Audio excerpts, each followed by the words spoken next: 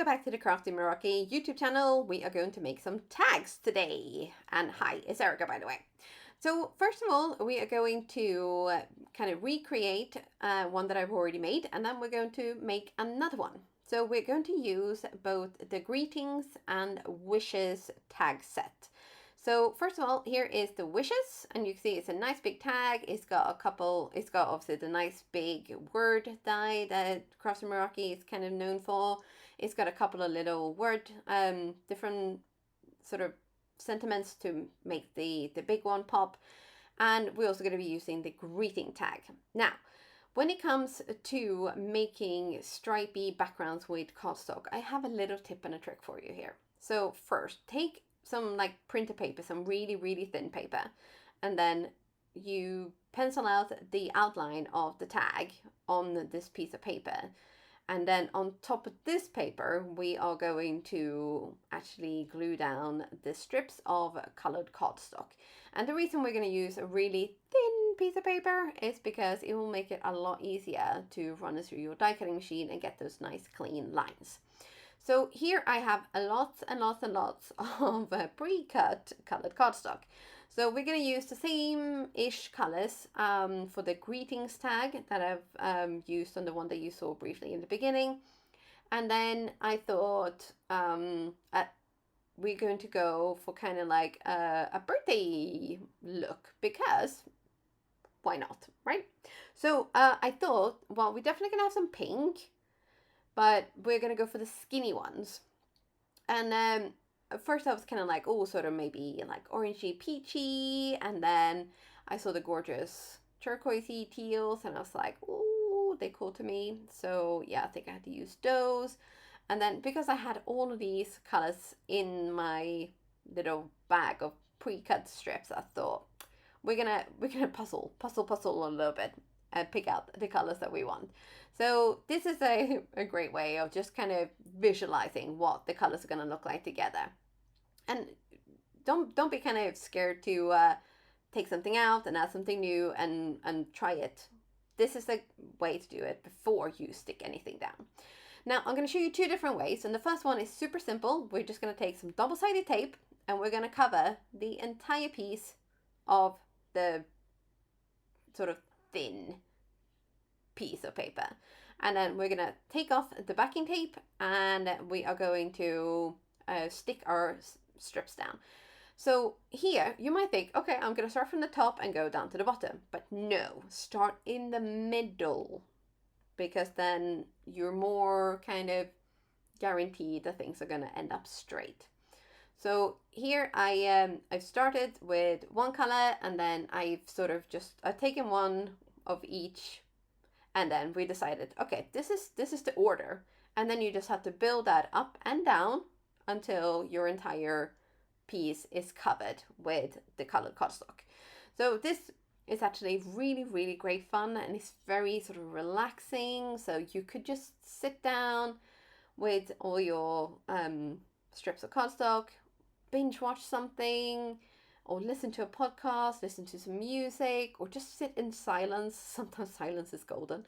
And just make your backgrounds. And then this is the first. So I'm just going to double check here to make sure that I actually have enough for the whole tag. And we do. So that's good.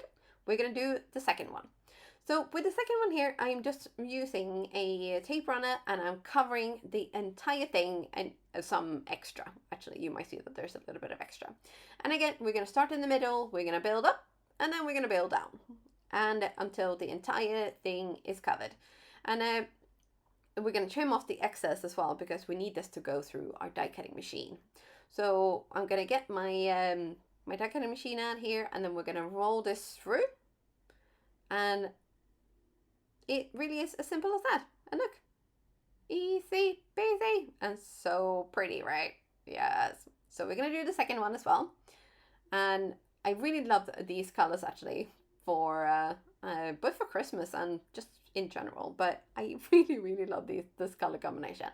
So fun. Now, because the backing is, kind of flimsy, and these are kind of flopping about a little bit, we are going to cut out 2 extra pieces. So we're going to grab the tag dies again, And we're going to cut out 2 pieces of colored cardstock, and we're also going to cut out 2 of white cardstock. And then we're going to set those aside.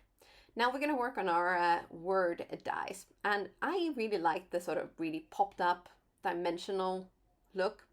So I'm going to take my greetings die, and I'm going to, on a piece of cardstock. So this is 110-pound cardstock. So I'm running this through quite at least twice to make sure that it cuts out well. And then we're going to put the pieces aside. We're going to have 3 layers of white cardstock to build our base. And I'm also going to have a layer of matte gold glitter cardstock to top as the sort of the top layer. Much like the tag that keeps popping in every now and again.